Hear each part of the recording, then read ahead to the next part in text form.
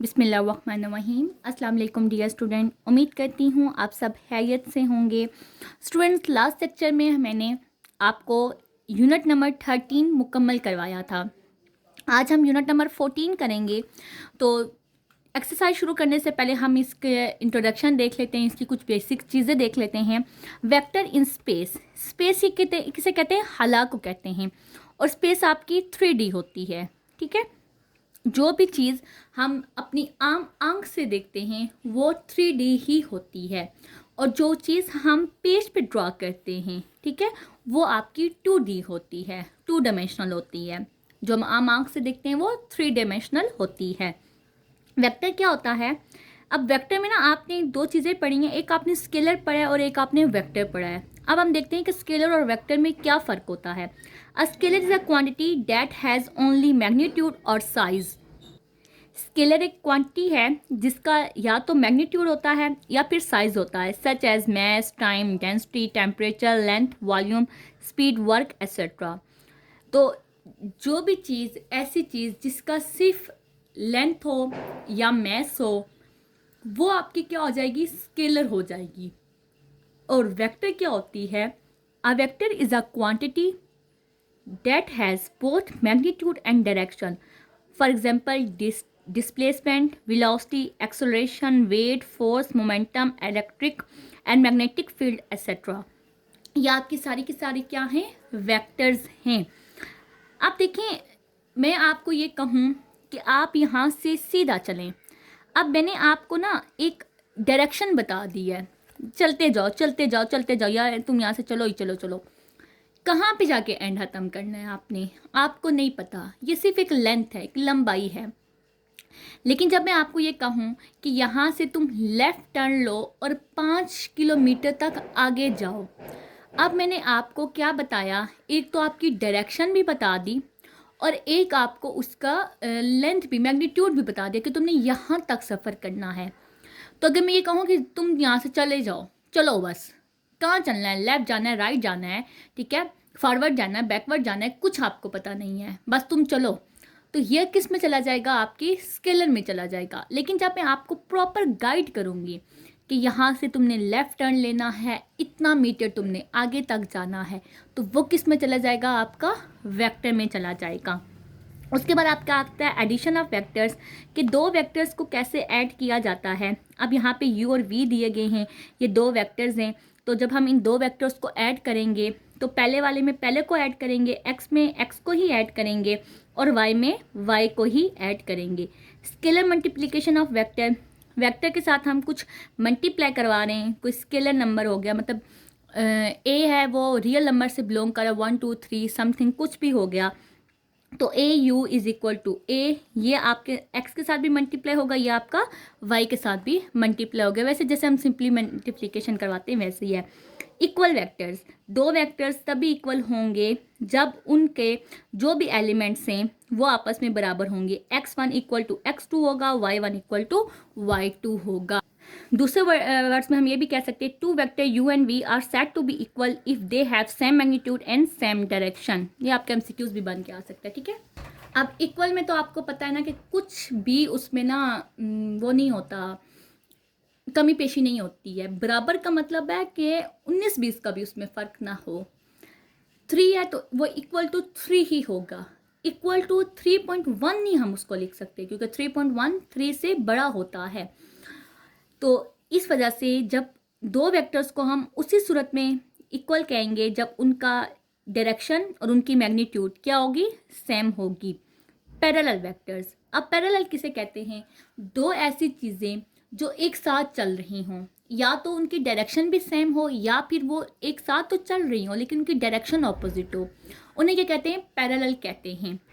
उसके साथ साथ ये भी हो सकता है कि पैरेलल जो होती है ना चीज़ें, वो एक साथ तो चल रही हों लेकिन एक किसी जगह जाके स्टॉप करे और एक आगे चलती जाए, तो तब भी वो एक दूसरे के क्या होंगे, पैरेलल ही होंगे। अब पैरेलल वेक्टर्स क्या है, two vectors are parallel if and only if they have no zero scalar multiple of each other, कि वो एक दूसरे के क्या होंगे, नो जीरो स्केलर मल्टीपल होंगे। अब इसका मतलब क्या है, देखें, अब वही बात आ गई कि कोई वेक्टर है वो यहाँ से चला है, ठीक है, और दूसरा भी वेक्टर यहाँ पे है। अब वो यहाँ से चल के यहाँ पे स्टॉप हुआ है, लेकिन जो दूसरा वेक्टर था वो यहाँ से चला है, चलता जा रहा है, वो यहाँ पे जाके स्टॉप हुआ है। अब ये देखिए, ये वेक्टर इस वेक्टर की क्या है, हाफ है। ठीक है, तो वो यही बात कर रहे हैं कि दो वेक्टर्स उसी सूरत में एक दूसरे के पैरेलल होंगे अगर उनका नॉन ज़ीरो स्केलर मल्टीपल, वो अगर एक दूसरे के नॉन ज़ीरो मतलब इनका जो मल्टीपल होगा ना वो ज़ीरो नहीं होना चाहिए। -1 -2 बेशक हो, -3/2 हो जाए, +3/2 हो जाए, लेकिन ज़ीरो ना हो। तो two vectors are parallel if and only if they have non zero scalar multiple of each other. वो एक दूसरे के क्या होंगे, नॉन ज़ीरो स्केलर मल्टीपल होंगे, तभी वो वेक्टर एक दूसरे के इक्वल होंगे। For example vector AB -AB and 3/2 AB are parallel, ये आपस में क्या हैं, पैरेलल वेक्टर्स हैं। इन दोनों की डायरेक्शन चेंज है और ये इसके हाफ है। Magnitude of a vector, magnitude of vector क्या होता है, द मैग्नीट्यूड, नॉर्म और लेंथ। ये एक ही दुश्मन के तीन नाम हैं, इंडिया, भारत, हिंदुस्तान। उसी तरह अगर आपको मैग्नीट्यूड क्या दे, वेक्टर्स का फाइंड करो, वेक्टर की नॉर्म फाइंड करो या वेक्टर की लेंथ फाइंड करो, ये एक ही बात होगी। ठीक है, तो द मैग्नीट्यूड और नॉर्म और length of a vector into the represent the length of the vector from the origin to the point represented by the vector. वो ये कह रहे हैं कि 2 डायमेंशनल में ये जो हम कॉपी पे ड्रॉ करते हैं उसमें जो मैग्नीट्यूड होता है वो क्या होता है, रिप्रेजेंट करता है लेंथ ऑफ वेक्टर की लेंथ को रिप्रेजेंट करता है फ्रॉम द ओरिजिन से उस पॉइंट तक। अब देखें यहाँ पे आप, ये कोई ना बंदा है, वो यहाँ एक्स एक्सिस पे चला है तो वो यहाँ पे चला है, और उसी के साथ ही कोई बंदा चला है वो वाई एक्सिस पे गया है तो यहाँ पे। अब इस पॉइंट पे जब वो एक्स के इस पॉइंट पे पहुँचा है तो वो जो दूसरा बंदा था वो वाई के इस पॉइंट तक पहुँचा है, तो ये दोनों मिला के क्या बना है, एक्स एक्सिस और वाई एक्सिस मिला के एक पॉइंट बना है। ठीक है, अब वो ये कह रहे हैं कि ये जो पॉइंट है इसका इस ओरिजिन से कितना फासला है। ठीक है, ये तो एक्स एक्सिस, ये ओरिजिन से एक्स एक्सिस की तरफ गया है, ये ओरिजिन से वाई एक्सिस की तरफ गया है, लेकिन इस पॉइंट का, ये जो पॉइंट मिला है एक्स और वाई को मिलाकर, इस पॉइंट का ओरिजिन से कितना फासला है उसको क्या कहा जाता है, मैग्नीट्यूड कहा जाता है, या नॉर्म कहा जाता है, या फिर लेंथ कहा जाता है।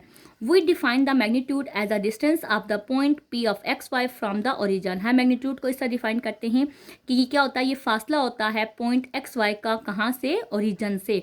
मैग्नीट्यूड किस तरह फाइंड किया जाता है, मैग्नीट्यूड को हम, अब ये आप OP कह दो, इसको U कह दो, कोई भी नाम दे दो, फार्मूला इसका ये होता है square root of x² plus y², और मैग्नीट्यूड के लिए हम ये 2 लाइंस लगाते हैं, यही इसका क्या है, फार्मूला है।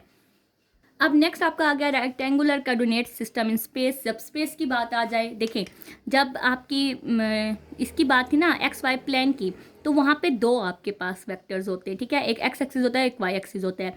जब स्पेस की बात आ जाए वहाँ पे 3 हो जाते हैं आपके पास axis, X axis, Y axis और जेड एक्सिस, ये 3 आपके पास एक्सिस हो जाते हैं।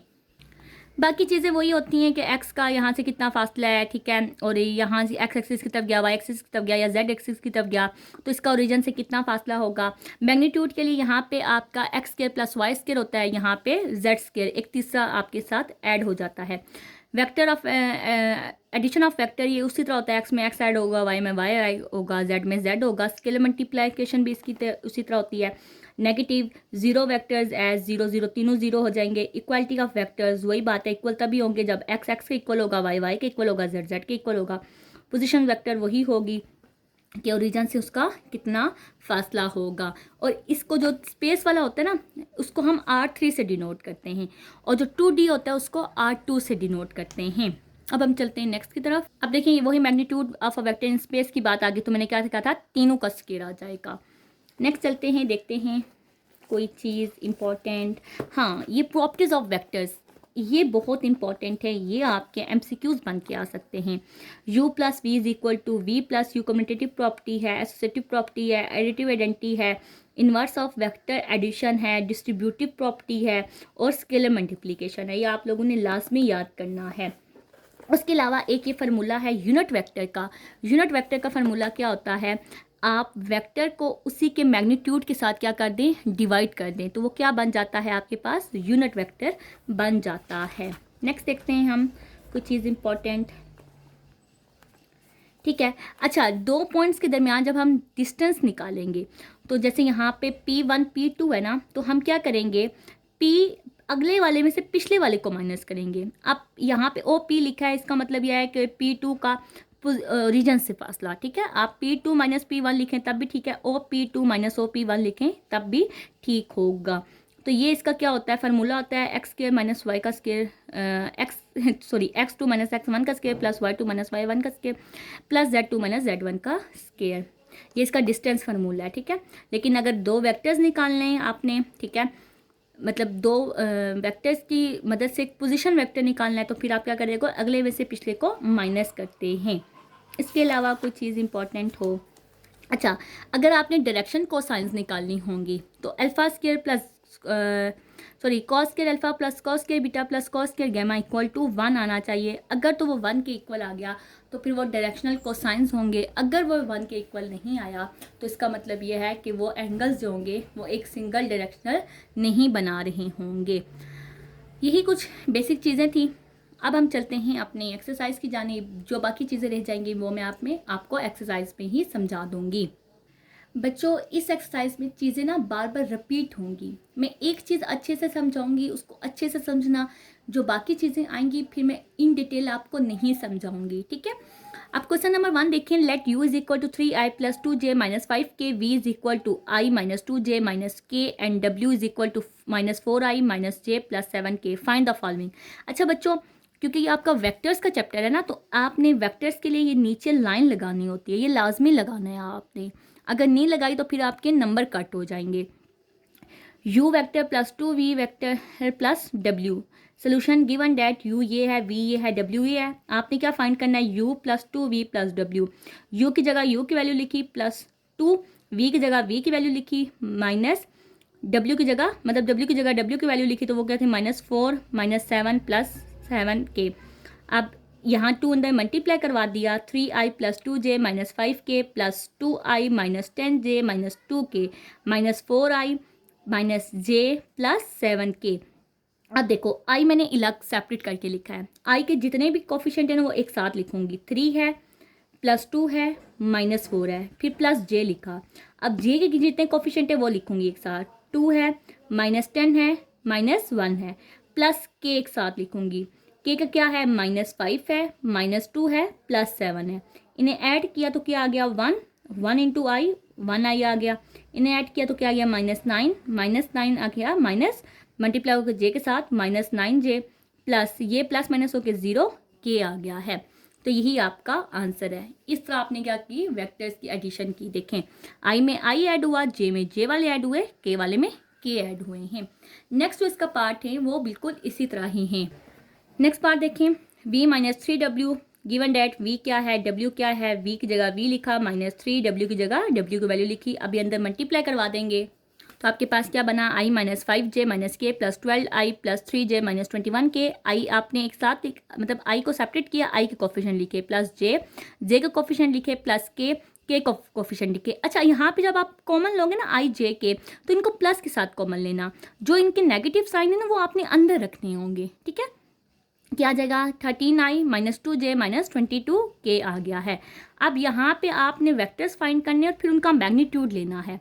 गिवन डैट v ये है, w ये है, तो आपने मैग्नीट्यूड लिखा। 3v की जगह v की वैल्यू लिखी है और प्लस w की जगह w की वैल्यू लिखी। अब आपने 3 को अंदर मल्टीप्लाई करवा दी, यहाँ ब्रैकेट ओपन करवा दी।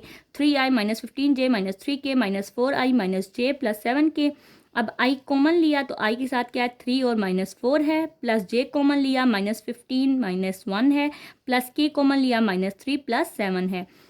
तो क्या आ जाएगा, minus i minus 16j plus 4k। अब मैग्नीट्यूड भी है। पहले आपने वेक्टर्स फाइंड कर लिया ना, अब आप क्या करेंगे, उसका मैग्नीट्यूड लेंगे। तो मैग्नीट्यूड क्या होता है, a का स्क्वायर प्लस i का स्क्वायर प्लस j का स्क्वायर प्लस k का स्क्वायर। तो i का क्या है, -1 है ना, -1 का स्क्वायर प्लस -16 का स्क्वायर प्लस 4 का स्क्वायर। इनके साथ साइन माइनस के होंगे ना, तो आपने उनको स्क्वायर के अंदर रखना है। ऐसे नहीं करना कि उनको माइनस साइन को स्क्वायर के बाहर रखें, नहीं, यहाँ पे हमेशा प्लस ही आएगा। साइन अगर माइनस के तो वो फिर स्क्वायर के अंदर आएंगे। -1 का स्क्वायर 1, -16 का स्क्वायर 256 प्लस 4 का स्क्वायर 16 प्लस करके तो क्या आ गया, √273 आंसर आ गया है। अब हम चलते हैं इस एक्सरसाइज के क्वेश्चन नंबर 2 की जानिब। क्वेश्चन नंबर 2 क्या है, find the magnitude of the vector v and right the direction cosines of v। Direction cosine क्या होती है मैं आपको बताती हूँ। मैग्नीट्यूड हमने फाइंड करना है, तो v solution given that v लिखा, आपने v का मैग्नीट्यूड निकाला 49, वो 7 आ गया है। Cos alpha, cos beta and cos gamma are direction cosines. ये क्या होते हैं, डायरेक्शन कोसाइंस होते हैं। वही था ना, cos square alpha plus cos square beta plus cos square gamma is equal to 1, तो वो क्या हो जाएगा, डायरेक्शन कोसाइंस हो गए।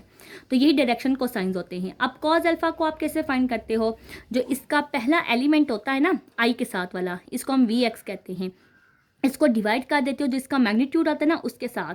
कॉस बीटा क्या होता है, सेकंड वाले को डिवाइड करते हो उसके मैग्नीट्यूड के साथ। कॉस गैमा क्या होता है, थर्ड वाले को डिवाइड करते हो उसके मैग्नीट्यूड के साथ। तो क्या आ जाएगा, cos alpha is equal to 3/7, cos beta is equal to -2/7, cos gamma is equal to 6/7। तो ये क्या है, इसके डायरेक्शन कोसाइंस हैं। अब हम चलते हैं इसके पार्ट 2 की जानिब। पार्ट 2 भी उसी तरह है, वी आपको दिया हुआ है, आपने क्या करना है, इसका मैग्नीट्यूड फाइंड करके इसके डायरेक्शन कोसाइंस फाइंड करने हैं। देखें ये हमने इसके मैग्नीट्यूड फाइंड किया, 6 आ गया। Cos alpha, cos beta and cos gamma are the direction cosines. Cos alpha इसके इक्वल होता है, कॉज बीटा इसके इक्वल होता है, कॉज गैमा इसके इक्वल होता है। -4/6, 4/6, 2/4। कटिंग करके क्या आ गया, -2/3, 2/3 और 1/3 इसका आंसर आ गया है। पार्ट 3 है इसका, वी आपको गिवन है। अब यहाँ पे आई और जे, के नहीं गिवन आपको, तो आपने आई और जे का ही लेना है मैग्नीट्यूड। तो ये आपके पास क्या आ गया, √100। 100 किसका परफेक्ट स्केयर होता है, 10 का होता है, तो मैग्नीट्यूड इसका क्या आ जाएगा, आपके पास 10 आ जाएगा। तो कॉज अल्फा आपने लिखा, कॉज बीटा लिखा, क्योंकि यहाँ पर गैमा तो है ही ना, के तो नहीं है ना, इस वजह से। तो आपके पास क्या जाएगा, -6/10, 8/10, कटिंग करके -3/5 और 4/5। यही आपके डायरेक्शन कोसाइंस हैं। नेक्स्ट देखिए क्वेश्चन नंबर 3 इसका। क्वेश्चन नंबर 3 है, find t so that magnitude of 2i plus t-1j plus k is equal to √13। Given that magnitude आपको ये दिया हुआ है, आपने क्या करना है, आप देखिए मैग्नीट्यूड खत्म करने के लिए हम क्या करते हैं, स्केयर लेते हैं। a का स्केयर प्लस फिर ये मतलब i का स्केयर प्लस j का स्केयर प्लस k का square is equal to √13। 4 plus t-1 का स्केयर प्लस t का स्केयर इज इक्वल टू √13। ये प्लस होकर आपके पास आ जाएगा। अच्छा ये वाला स्टेप दोबारा रिपीट हो गया। Taking square on both side, square root खत्म करने के लिए क्या करेंगे, दोनों तरफ स्केयर लेंगे। तो आपके पास क्या आ जाएगा, 4 प्लस t-1 का स्केयर प्लस t का स्केयर इज इक्वल टू 13। 4 यहाँ प्लस हो रहा है, उधर जाके माइनस हो जाएगा। t-1 का स्केयर प्लस t का स्केयर इज इक्वल टू 13 - 4, ये आ जाएगा 9 के इक्वल आ जाएगा।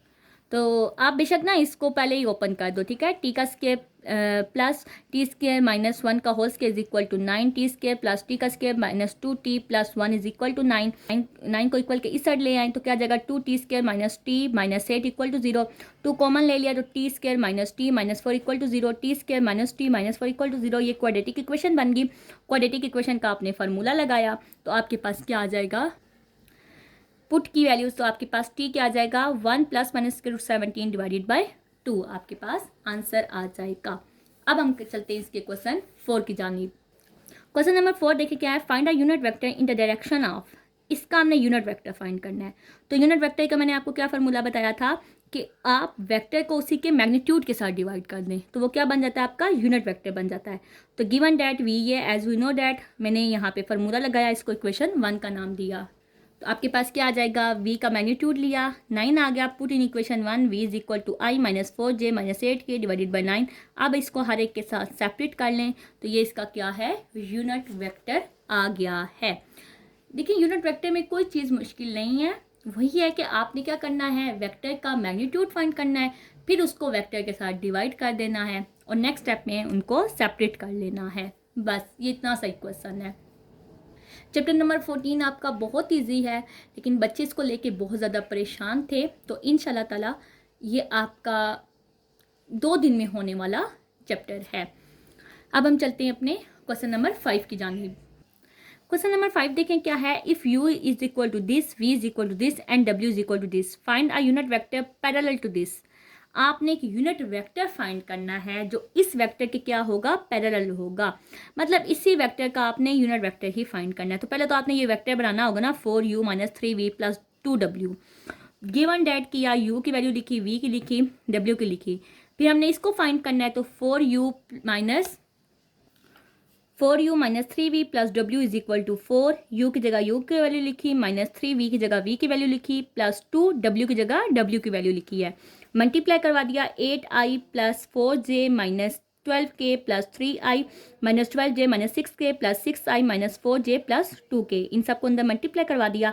अब i वाले हम एक साथ लिखेंगे, 8 प्लस 3 प्लस 6 प्लस j क्या आ जाएगा, plus 4 minus 12 minus 4 plus k minus 12 minus 6 plus 2, इन्हें प्लस करेंगे तो हमारे पास क्या बन गया, हमारे पास आ गया minus 17i minus 12j minus 16k। Let r is equal to, अब आप ये लेट करो r इसके इक्वल है, क्योंकि इतने बड़े वेक्टर का ना आप मैग्नीट्यूड लेना आपके लिए थोड़ा मुश्किल हो जाएगा, इसलिए आसानी के लिए हमने इसको किसके इक्वल रख दिया, r के इक्वल रख दिया है।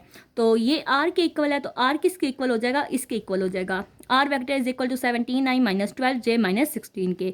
अब r का यूनिट वेक्टर लेना है ना, तो वो क्या होता है, r का magnitude r divided by r का मैग्नीट्यूड। r का मैग्नीट्यूड फाइंड किया हमने, मैग्नीट्यूड फाइंड किया तो वो क्या आ गया, इसकी रूट 689 आया। इसको हमने क्या किया, r वेक्टर के साथ डिवाइड कर दिया और नेक्स्ट स्टेप में हमने सबको सेपरेट कर लिया। यही आपका क्या है, आंसर है। अब हम चलते हैं अपने नेक्स्ट क्वेश्चन नंबर 6 की जानिब। क्वेश्चन नंबर 6 देखें क्या है, find a vector whose magnitude is 5 and is parallel to, उसका मैग्नीट्यूड 5 है और वो इस वेक्टर के पैरेलल है। आपने वो वेक्टर फाइंड करना है। तो ये क्वेश्चन ना समझने वाला है इजी, लेकिन आप एक बार समझ लें तो फिर आपके लिए इजी हो जाएगा, लेकिन अगर आपने वो लगा के ना समझा तो फिर आपके लिए मुश्किल हो जाएगा।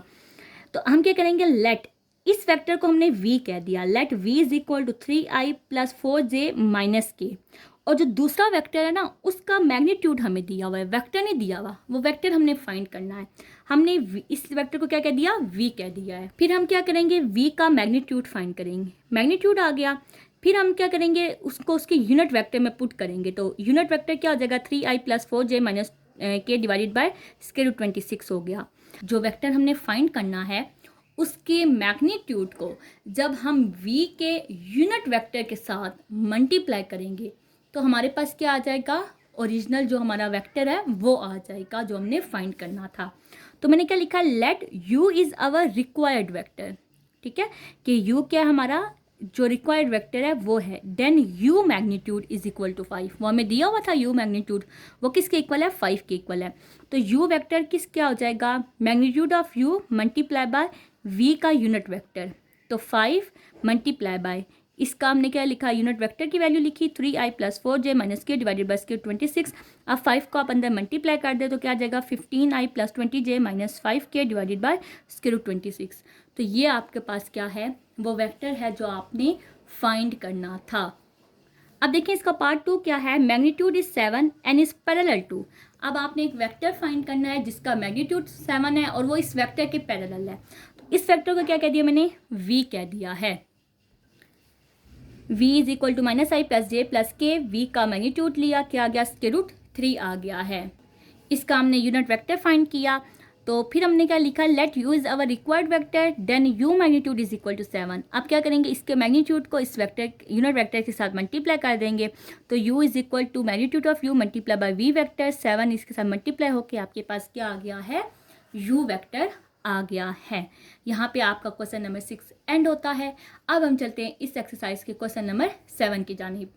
क्वेश्चन नंबर 7 क्या है, if u is equal to xi plus 2j plus 3k, v is equal to this and w is equal to this, represent the sides of the triangle, find the values of x and y। ये एक triangle की sides को represent कर रही हैं। आपने क्या करना है, आपने x और y की वैल्यू फाइंड करनी है। ये जो आपके x और y आ रहे हैं ना, इनकी वैल्यूज फाइंड करनी है। अब देखें तो आप लोगों ने फिजिक्स में एक रूल पढ़ा होगा, head to tail rule. Vectors को ऐड करने का क्या तरीका होता है, हम हेड टू टेल रूल करते हैं। पहले की जो हेड होती है वो दूसरे की टेल के साथ मिलती है, और फिर जो इनका मैग्नीट्यूड आता है ना, ठीक है, तो जिसको हम रिजल्टेंट वेक्टर कहते हैं, उसको क्या करते हैं, पहले की टेल के साथ मिलाते हैं, दूसरे के हेड के साथ मिलाते हैं। तो अगर आप यहाँ पे देखें ना, तो ये xi plus 2j plus 3k है, i plus Y J minus 3k है। अगर आप इन दोनों वेक्टर्स को ऐड करें ना, यहाँ से ये k और k कट हो जाएंगे, आपके पास ये अननोन ही बचेंगे। और ये यहाँ पे देखें आपके पास यहाँ पे k नहीं है, तो ये किसके इक्वल आ जाएगा, w के इक्वल आ जाएगा। तो मैंने लिखा है u plus v is equal to w। अब u क्या है, X I plus 2j plus 3k plus v क्या है, i plus Y J minus 3k is equal to minus 2i minus 3j है। i कॉमन ले लिया तो i में क्या आएगा, x प्लस 1 आएगा, प्लस j कॉमन लिया तो j में क्या आएगा, 2 प्लस y आएगा, equal to minus 2i minus 3j आ जाएगा। क्योंकि ये और ये तो आपस में कैंसिल हो गए ना, आप कंपेयर करेंगे, i वाला i के इक्वल आएगा आपका, तो x plus 1 is equal to minus 2 आ जाएगा, x is equal to minus 2 minus 1, x is equal to minus 3, ये x की वैल्यू आ गई है।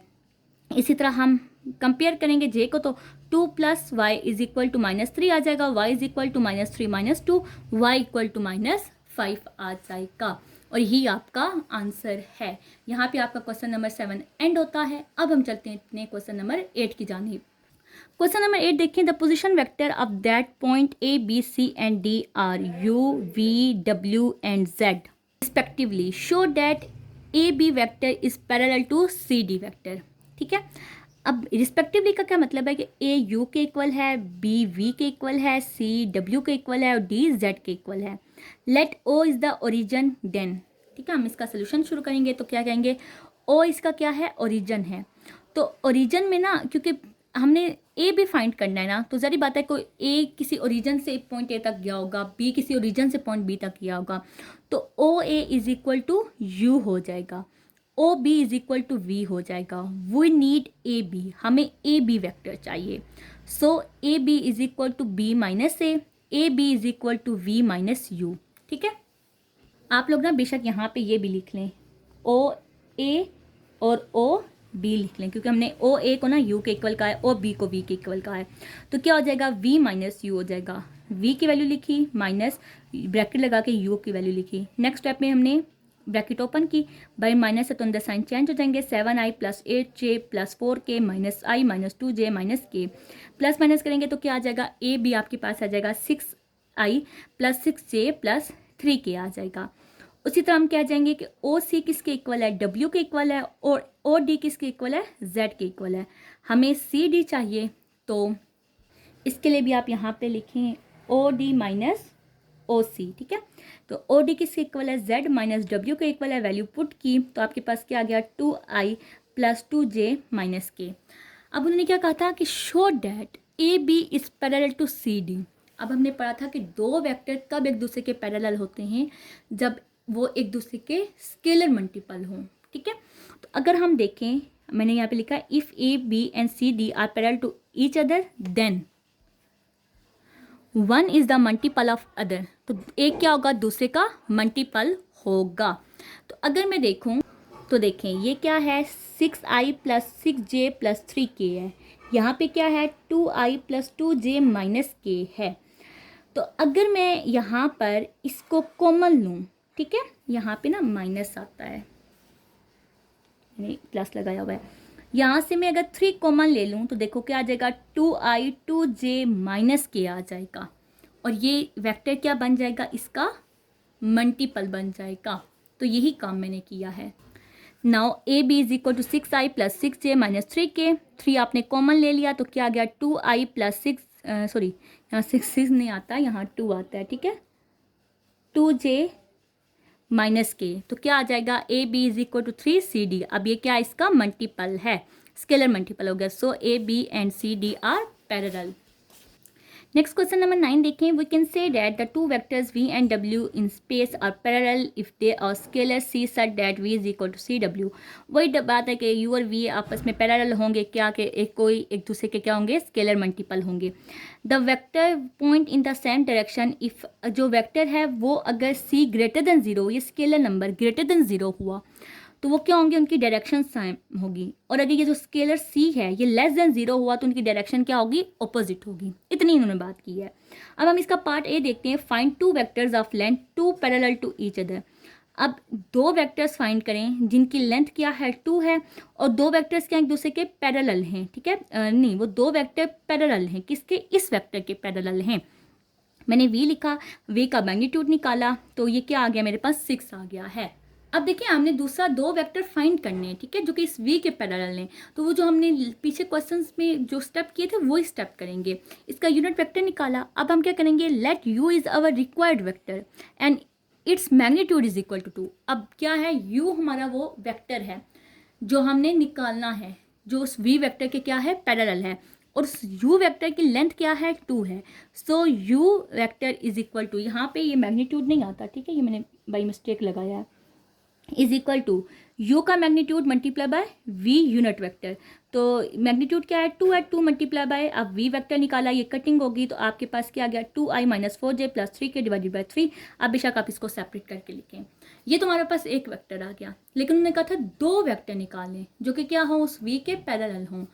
तो लेंथ हमने एक बार पॉजिटिव ली है ना, दूसरी बार हम क्या करेंगे, लेंथ नेगेटिव लेंगे, ऑपोजिट साइन के साथ लेंगे। तो let w is our required vector, एक u वेक्टर होगा ना, दूसरे को हमने w कह दिया, ठीक है। एंड w का मैग्नीट्यूड किसके इक्वल है, -2 के इक्वल है, वही करेंगे। So w magnitude is equal to w का magnitude multiply by v unit vector, इसको मल्टीप्लाई करवा दिया, माइनस साइन -2 और इसके साथ मल्टीप्लाई करवा दिया, कटिंग होगी, माइनस अंदर चला जाएगा तो क्या जाएगा, -2i plus 4j minus 4k divided by 3। तो इनको नेक्स्ट स्टेप में आप क्या करेंगे, तो नेक्स्ट स्टेप में हमने क्या किया, इनको सेपरेट करके लिख दिया है। तो हमारे वो दोनों वेक्टर जो हमने फाइंड करने थे वो हमने फाइंड कर लिए हैं। नेक्स्ट देखिए क्या है, find the constant alpha so that the vector v is equal to this and w is equal to this are parallel. वही बात है, अगर ये पैरेलल हैं तो एक दूसरे का क्या होंगे, स्केलर मल्टीपल होंगे, ठीक है। अब स्केलर मल्टीपल के लिए क्या करेंगे, हम एक वैल्यू को लेट कर लेंगे, क्योंकि यहाँ पे तो हमें दिया हुआ तो नहीं है ना, तो इस वजह से हम कोई भी वैल्यू लेट कर सकते हैं, a b c d e f कुछ भी हम लेट कर सकते हैं। Solution, if v and w are parallel then v is equal to k डब्ल्यू। ये k क्या है, एक स्केलर मल्टीपल है, तो v की जगह v की वैल्यू लिखी इज इक्वल टू के, w की जगह w की वैल्यू लिख दी है। अब इसको अंदर मल्टीप्लाई करवा दें तो देखो अब हम कंपेयरिंग करेंगे, तो i के इक्वल आएगा, तो 1 इज इक्वल टू, क्योंकि i के साथ यहाँ पे 1 है ना, 1 इज इक्वल टू, इधर i के साथ क्या है, अल्फा k है, अल्फा k आ गया। फिर j है तो -3 है, -3 इज इक्वल टू, j के साथ क्या है, 9k है, और इसके बाद क्या है, 4 है, 4 इज इक्वल टू, यहाँ पे ना ये एक स्केलर मल्टीपल है और ये वेक्टर है, ठीक है। तो k वेक्टर के साथ क्या है, -12k है, तो 4 इज इक्वल टू -12k आ जाएगा। हम यहाँ से क्या कर सकते हैं, 9 की वैल्यू निकाल सकते हैं, यहाँ से भी, सॉरी k की वैल्यू निकाल सकते हैं, यहाँ से भी और यहाँ से भी। यहाँ से भी निकाली तो -1/3 आ गई, यहाँ से भी निकाली -1/3 आ गई। अब फाइंड किसकी वैल्यू करनी थी, अल्फा की वैल्यू करनी थी ना, तो अल्फा की वैल्यू में मैंने यहाँ पे k की वैल्यू पुट कर दी, जो कि क्या है, -1/3 है। तो 1 इज इक्वल टू अल्फा -1/3, यहाँ पे क्या -1/3 है, तो उधर जाके क्या हो जाएगा, -3 हो जाएगा, 1 के साथ मल्टीप्लाई होकर, तो अल्फा इज इक्वल टू -3 आपका आंसर आ गया है। अब हम चलते हैं इसके पार्ट सी की जानिब। पार्ट सी क्या है इसका, find a vector of length 5 in the direction opposite of that vector. अब एक वेक्टर फाइंड करें जिसकी लेंथ क्या है, 5 है, और उसकी डायरेक्शन ऑपोजिट है, किसके, इस वेक्टर के। तो लेंथ 5 का मतलब क्या है कि उस मतलब ऑपोजिट डायरेक्शन है ना, तो जो लेंथ 5 हमें दी है ना, हम इसको नेगेटिव के साथ लेंगे, पॉजिटिव के साथ नहीं लेंगे। क्यों, क्योंकि उसकी डायरेक्शन क्या है, ऑपोजिट है।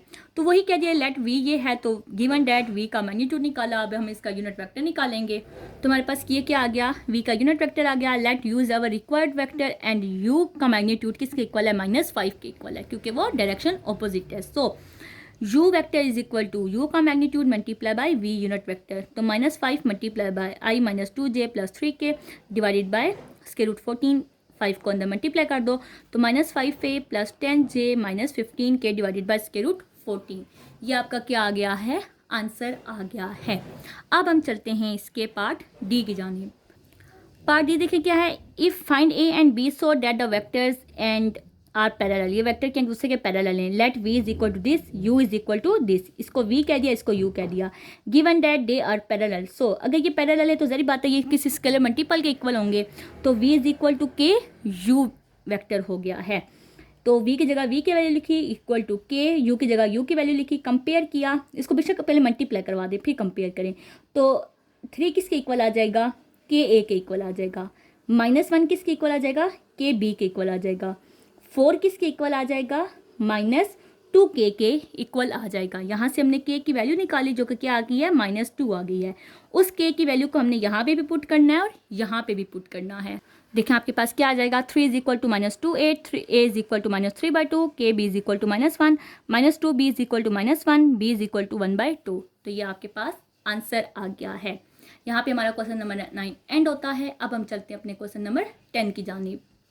क्वेश्चन नंबर 10 देखिए क्या है। Space craft moves from point, इस पॉइंट से वो इस पॉइंट तक मूव हुआ है इन kilometre. What is the magnitude of the displacement vector in kilometre. अब देखिए आपको पॉइंट दिए गए, आपको वेक्टर्स नहीं दिए गए, वेक्टर आप लोगों ने खुद फाइंड करने होंगे। सोल्यूशन हमने इसको ए कह दिया, इसको हमने बी कह दिया। वेक्टर ए बी, पहले तो हमें वेक्टर आएगा तो फिर हम उसका मैग्नीट्यूड फाइंड करेंगे ना। तो हमने क्या किया, हमने वेक्टर ए बी फाइंड करना है, तो वो क्या हो जाएगा, बी माइनस ए हो जाएगा। तो अब जरी बात है, पहले में से पहला माइनस होगा 130 में से माइनस 120 किया, दूसरे वाले में से दूसरा माइनस होगा 210 में से माइनस 240 किया, तीसरे वाले में से तीसरा माइनस होगा 80, माइनस ऑलरेडी है तो माइनस माइनस प्लस हो जाएगा। आपके पास ये आ गया 10 माइनस 30 130, ये वेक्टर आ गया है। अब आपने क्या करना है, इस वेक्टर का मैग्नीट्यूड फाइंड करना है। तो आपके पास क्या आ जाएगा, A B magnitude is equal to square root of A का स्क्वायर, बी का स्क्वायर, सी का स्क्वायर किया, स्क्वायर किया, फिर इसका ये आंसर आ गया, कैलकुलेटर पे निकाला तो क्या आ गया 10 स्क्वायर रूट 79 किलोमीटर। उसने जो भी उसका मैग्नीट्यूड था वो आपके पास आंसर आ गया है। यहाँ पे आपका क्वेश्चन नंबर 10 एंड होता है। अब हम चलते हैं अपने नेक्स्ट क्वेश्चन, क्वेश्चन नंबर 11 की जानिब। क्वेश्चन नंबर 11 क्या है, find the direction cosines for the given vectors.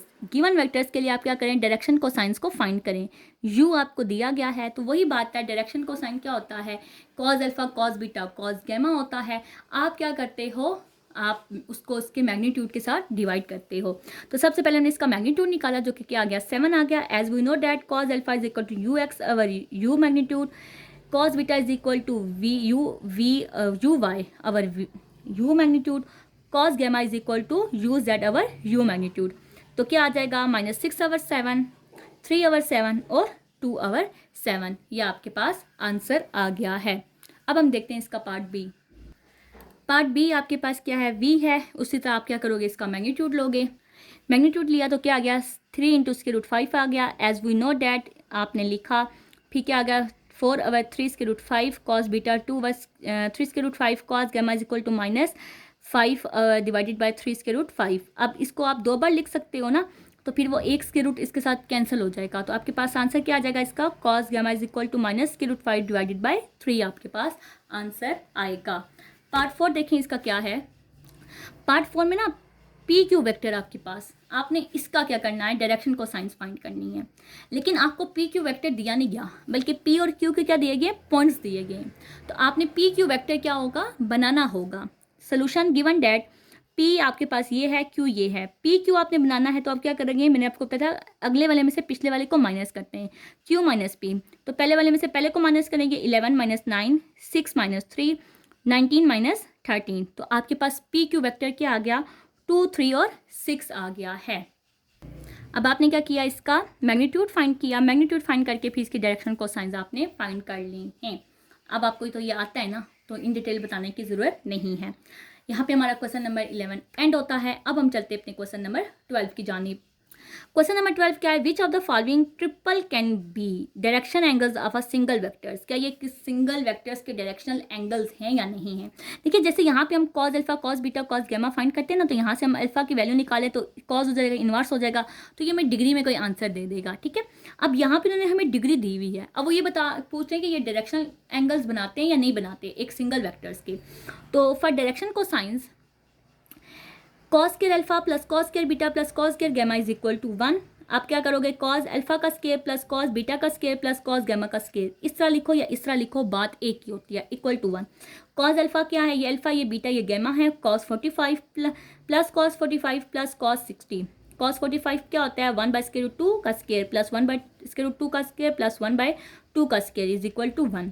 आपने किया सॉल्व किया इसको, तो क्या आया आपके पास, सॉल्व करके आपके पास आया 1/2 plus 1/2 plus 1/4 equal to 1। LCM लेंगे 4 आएगा, 2 + 2 + 1 इज इक्वल टू 1। ये 4/6/4 इक्वल टू 1 आया है। कटिंग करके ये आपके पास आ जाएगा क्या, 3/2, जो कि 1 के इक्वल नहीं होता। So they are not directional cosines, तो ये डायरेक्शनल कोसाइंस नहीं है। इसी तरह इसका पार्ट 2 है, 30 डिग्री 45 डिग्री 60 डिग्री है। Solution for directional cosines, formula लिखा, वैल्यू पुट की, आपके पास क्या आ गया है 3/4 प्लस 1/2 प्लस 1/4 इक्वल टू 1।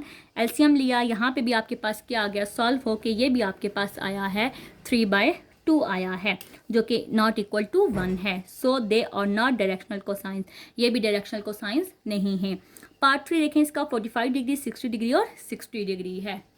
वही किया, फॉर डायरेक्शनल को साइंस फार्मूला लगाया, फार्मूले में वैल्यू पुट की, वैल्यू पुट करके आपके पास है 1/2 1/4 प्लस 1/4 इक्वल टू 1, एलसीएम लिया 4, 2 + 1 + 1 divided by 4 equal to 1, 4/4 equal to 1, 1 equal to 1।